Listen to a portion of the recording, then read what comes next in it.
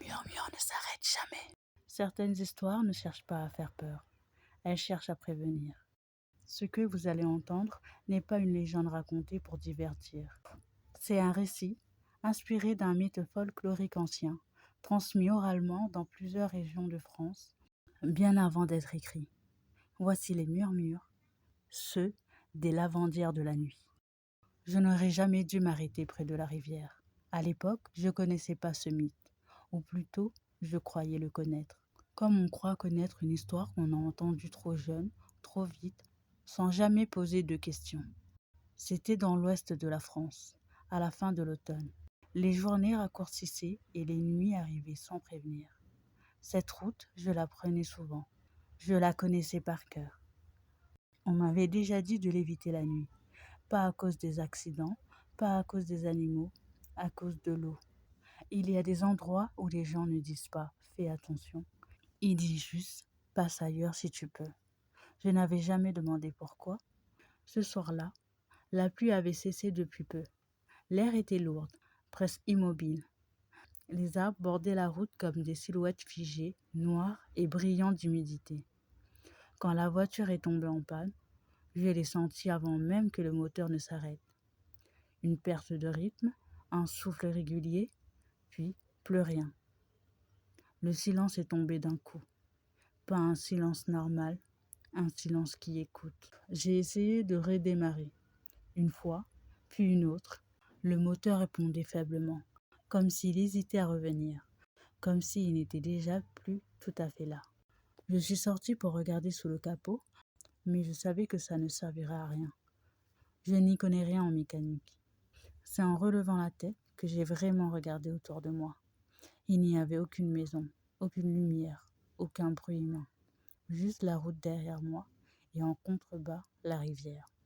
Je ne me souvenais pas qu'elle passait si près, ni qu'il y avait un lavoir là, à moitié caché par les arbres. Un vieux lavoir en pierre, oublié, comme s'il avait toujours été là et qu'on avait simplement cessé de le voir. C'est à ce moment-là que je les ai entendus. Au début, je pensais que c'était le vent, puis de l'eau, puis quelque chose de plus régulier. Un bruit sourd, lent, comme du tissu trempé qu'on frappe contre la pierre encore et encore. Je me suis figée sans m'en rendre compte. En m'approchant du talus, j'ai vu leur lueur, faible, tremblante, pas une vraie lumière, plutôt une présence. Des silhouettes se tenaient au bord de l'eau. Elles étaient plusieurs, je ne saurais pas dire combien, penchées sur la rivière, agenouillées, frottant quelque chose dans l'eau sombre. Leurs gestes étaient lents, mécaniques, comme s'ils avaient été répétés trop longtemps pour être encore conscients. Le linge, de longs draps blancs, trop blancs pour la nuit, trop lourds aussi.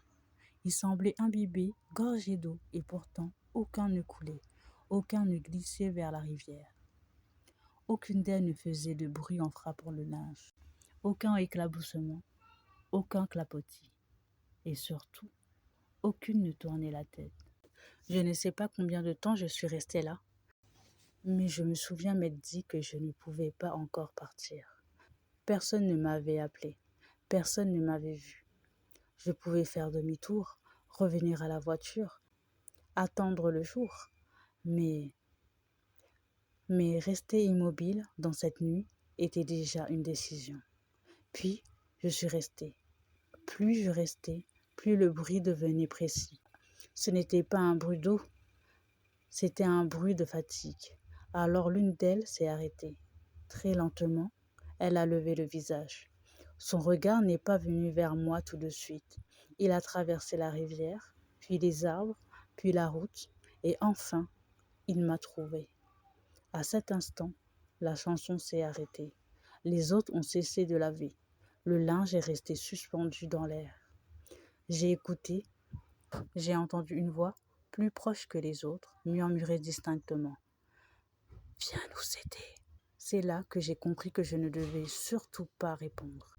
Parce que dans ces régions, on dit que si les lavandières de la nuit nous demandent de l'aide, ce n'est jamais pour laver de linge. Et ceux qui acceptent ne revient jamais tout à fait.